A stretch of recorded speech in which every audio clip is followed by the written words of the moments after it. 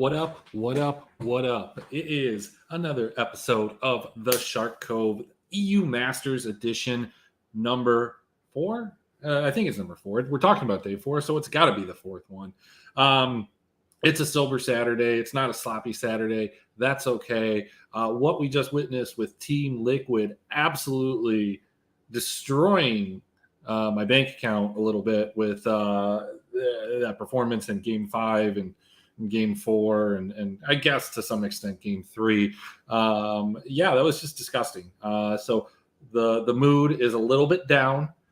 We just have to actually think a little bit more about what happened earlier in the day, as almost every single one of the picks that we talked about yesterday came through in the fashions that we thought they would. So, without further ado, let me take myself off the screen or make myself a little bit smaller here.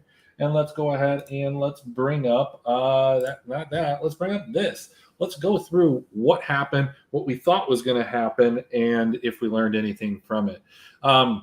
First game, UOL, the Sexy Edition, Unicorns of Love, and Team LDLC.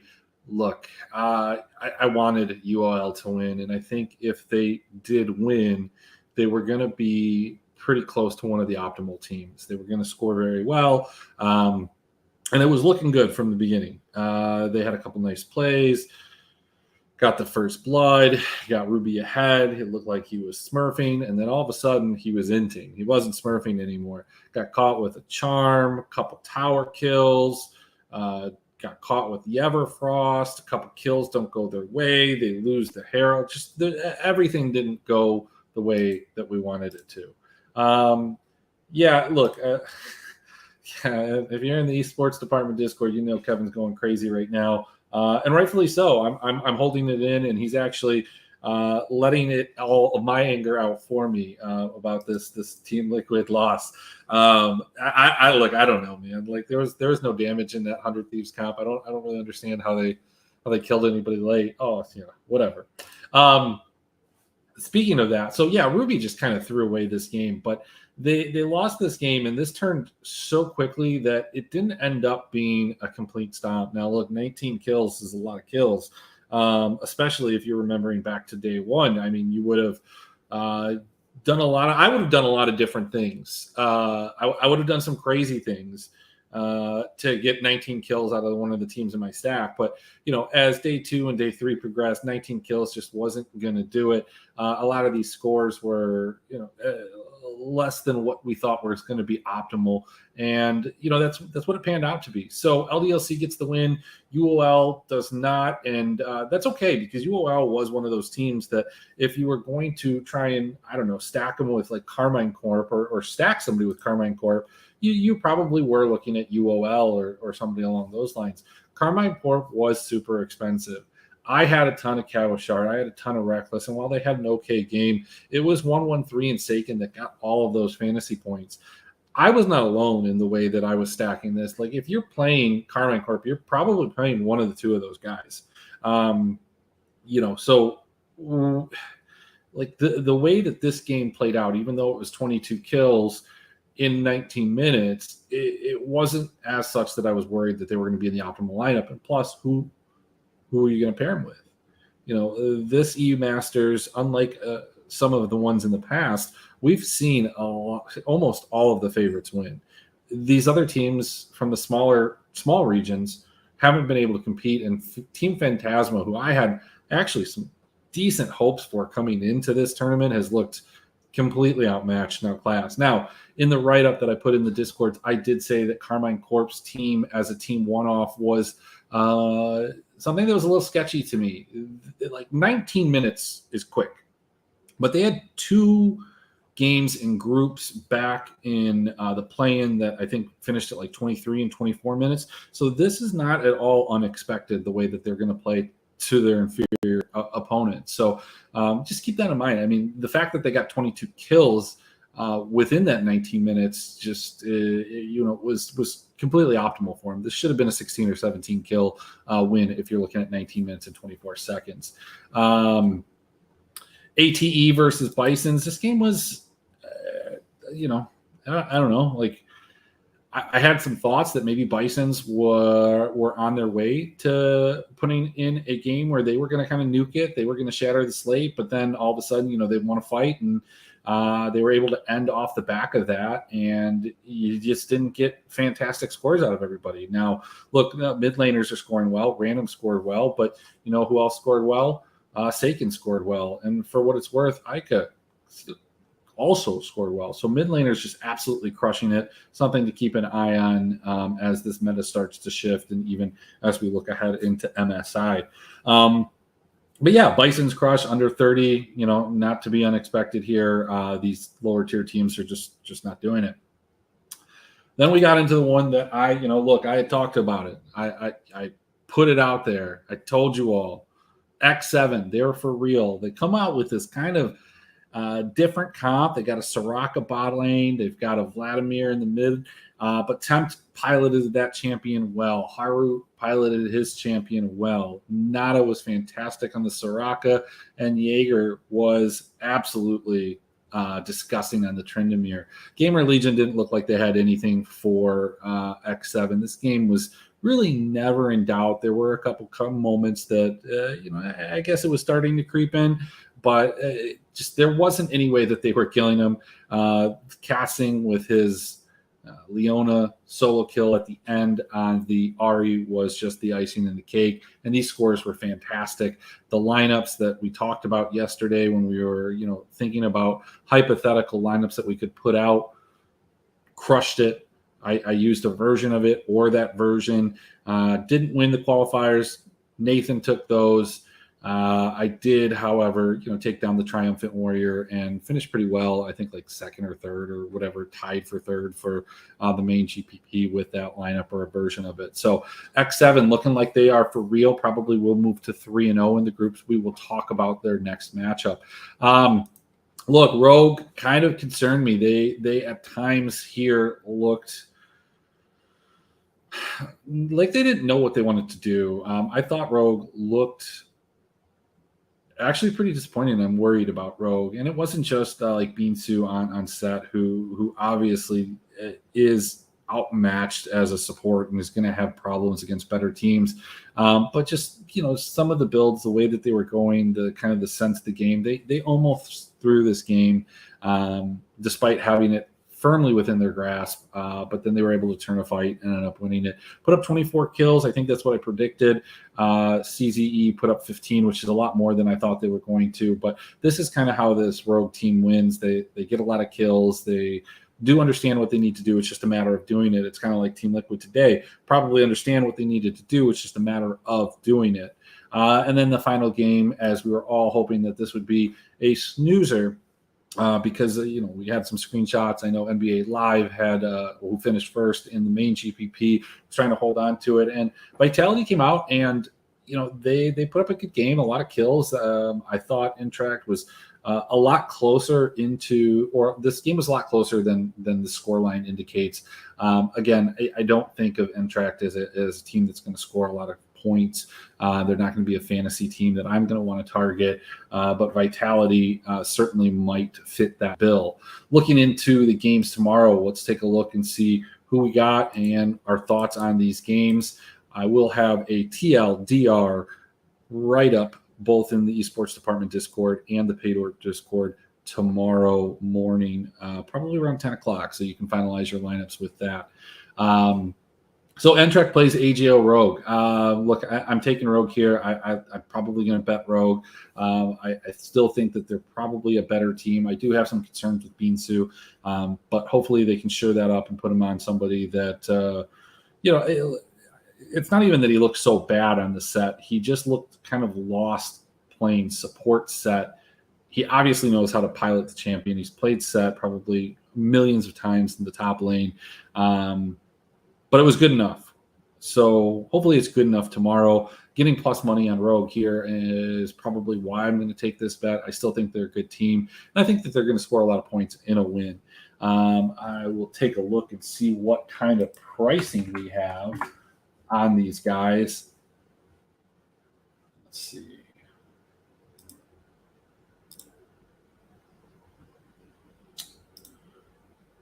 Yeah, so Rogue's going to be super, super cheap in comparison. They are the number, like 6 team in track. They're actually more expensive in a lot of positions as the dog, which is interesting. But okay. Next game, X7 versus Phantasm. Minus 1,400 favorites is the biggest line that we've seen. I don't think that there's any doubt that X7 ends up just crushing this game. Sucks because we can't really do much with a minus 1,400 line. I'm guessing like 12, 13, something like that. 12, 13 and a half. 13 and a half. Wow. And what did Phantasm lose by these last 2 days? Let's take a look at this because that's a huge spread. Just absolutely enormous. They lost by 19 today. They lost by what? It was pretty significant yesterday, right? Yeah, I mean, I might look.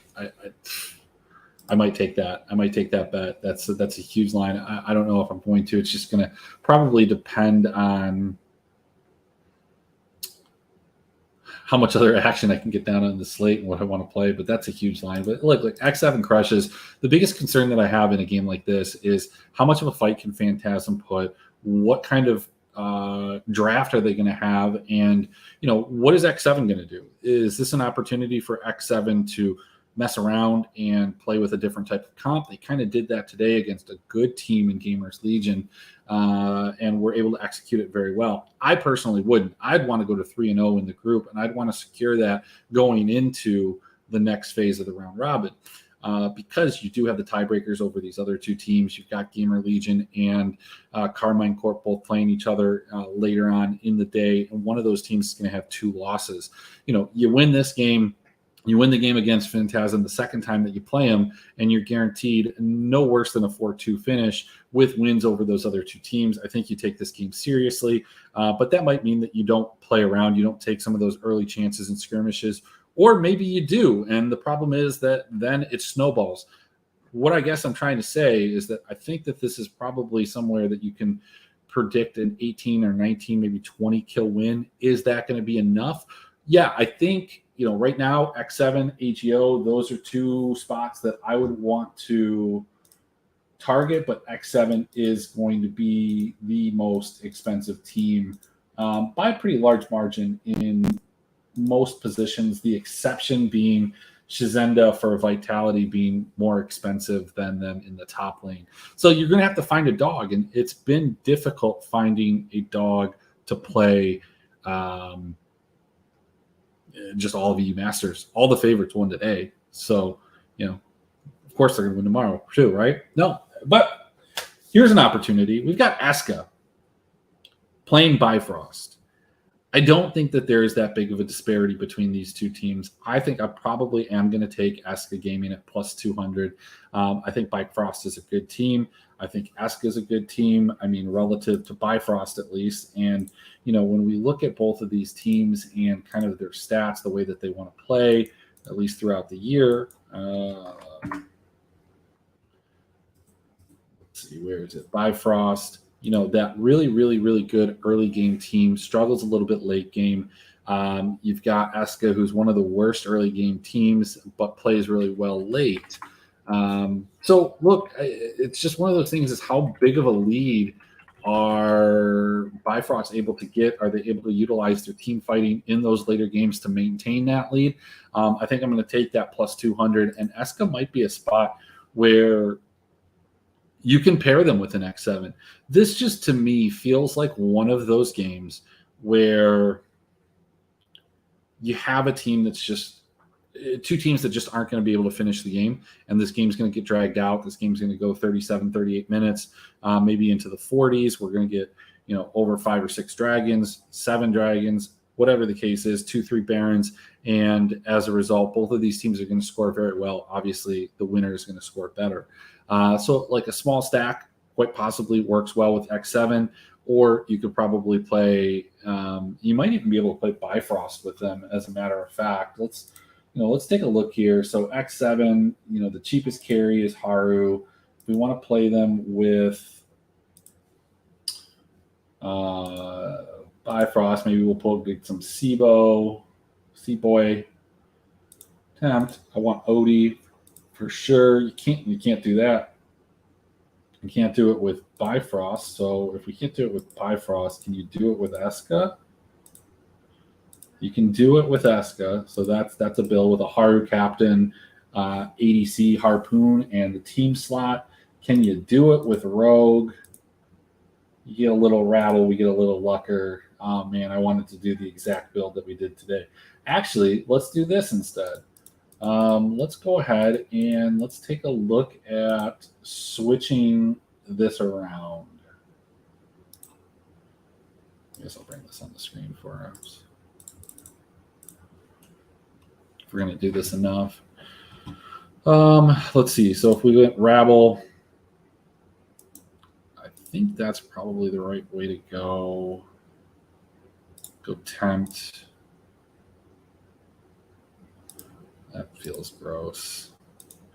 I mean, yeah, so you could do something like this, or, I mean, you could even do something like this. I think a couple of these builds so far feel pretty good. That's certainly an option that we have there. Vitality versus CZE or CZ or whatever we want to talk. Yeah, look, no, today was not the sexy edition. I don't think we're going to be playing a lot of unicorns. Maybe in the next group stage. They're going to make it to the knockouts. I don't know if they're going to be able to do much more than what we've seen. That team kind of reached its limits, and we tried to will them to a win today, but it didn't happen. Vitality, win this game, minus 900. Let's not overthink it. CZE, they're not in the same realm. We've learned that. None of these teams are going to pull off these upsets, at least today. I don't feel like it. Maybe in the group stage, if they get hot, maybe they get a win. Maybe a team doesn't care. It's like the last game, the group positions are decided, and it becomes meaningless. That's not today. This game still has meaning. Vitality is going to win this game, and if we're looking at Vitality, they were super expensive right here. They're still pretty expensive. So they're basically kind of that pivot off of X7. And I don't think people are going to play them as much. So I don't have a problem playing them instead of playing X7 with like a Rogue pairing, with an Eska pairing. And like you might even be able to do something if you wanted to with Bifrost. Let's take a look. Let's go with like a Skeens jungle. I don't know if this is going to work. We'll get away from agenda. No, we're not even close. But what if we did? No, we're not even close there either. All right. So, yeah, I mean, I guess we'll talk about that in a second. Let's move on. Carmine Corp Gamer Legion. This game is, I don't know, if we're going to look at what Carmine Corp looks like when they play a good team and win, at least. Let's go into the LFL. Let's go to the LFL playoffs. Let's go to the scoreboard. Let's take a look at when they played LDLC, they lost. Well, it's a bad example, I guess, right? They got 3-0 there. So I guess this is a game right here. 18-14, that's BDS Academy. Let's see. That's not something that we want to look at. Let's go late in the season, around week 6. I think that they played some good. No, that's not a good team. 17-13.